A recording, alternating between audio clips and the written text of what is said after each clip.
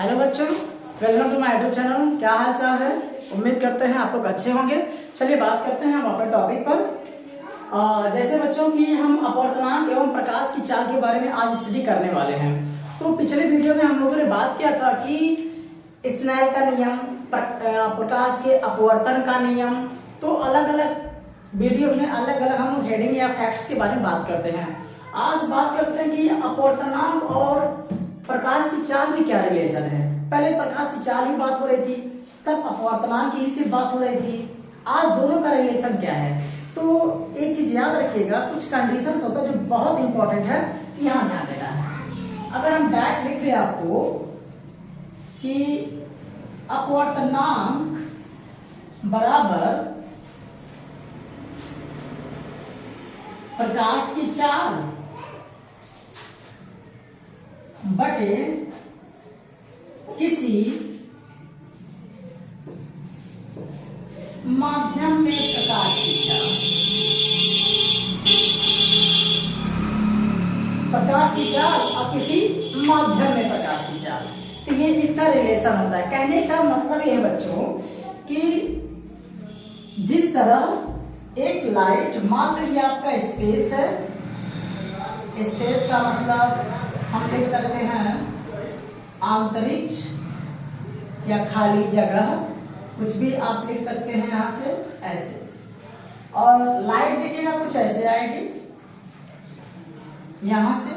और जो चीजें ये क्या होती है बच्चों? निर्वात, वैक्यूम होती है। लाइट कहां से आती है? सोलर सन की बात करते हैं तो वैक्यूम में आती है, जो हमारे यहां से जाती है। अब इस मीडियम में टकराई तो देखो ये अभिलंब का काम करने लगा। और लाइट अगर विरल से सघन में जा रहे हैं, मतलब आसान रास्ते से कठिन रास्ते में, तो 100% लाइट ऐसे बैंड हो जाएगी।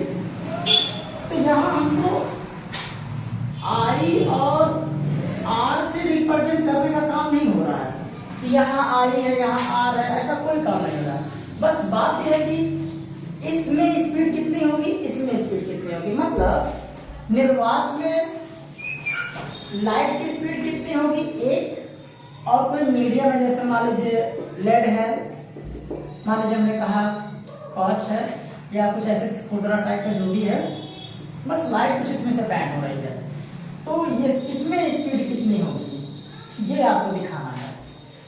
तो एक चीज याद रखिएगा बच्चों, जिस तरह हम लोग अपवर्तनांक को m बराबर sine I by sine r पढ़ते हैं कि पहले लाइट जिसमें से चलती है अभिलंब द्वारा जो बना कोण आई होता है, और जिसमें लाइट टकराने के बाद दूसरे माध्यम में मूव कर जाती है या बैंड होती है, और उसमें अभिलंब द्वारा बना कोण आर, आपतन कोण, अपवर्तन कोण। इन दोनों का जो रेशियो होता है, जो रिलेशन होता है, वो क्या होता है?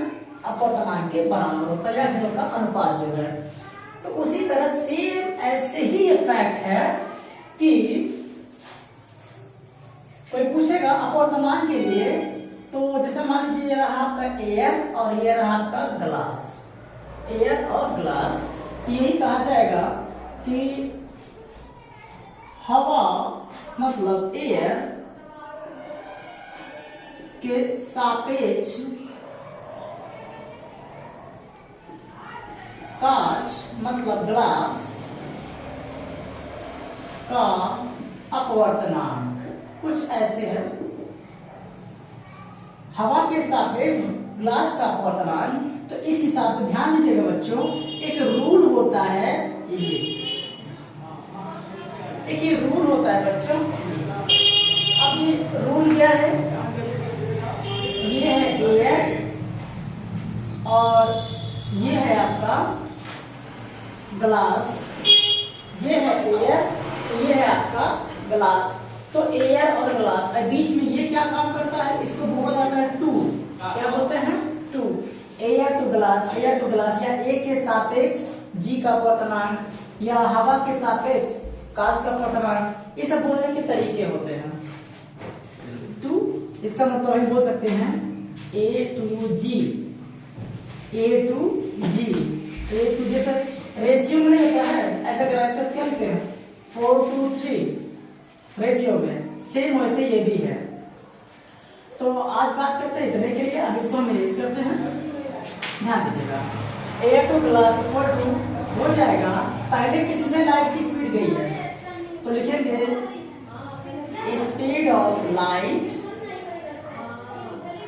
Speed of light in air लिखिए चाहे वैक्यूम लिखिए, एयर लिखिए चाहे वैक्यूम लिखिए, आपकी मर्जी, डिवाइड बाई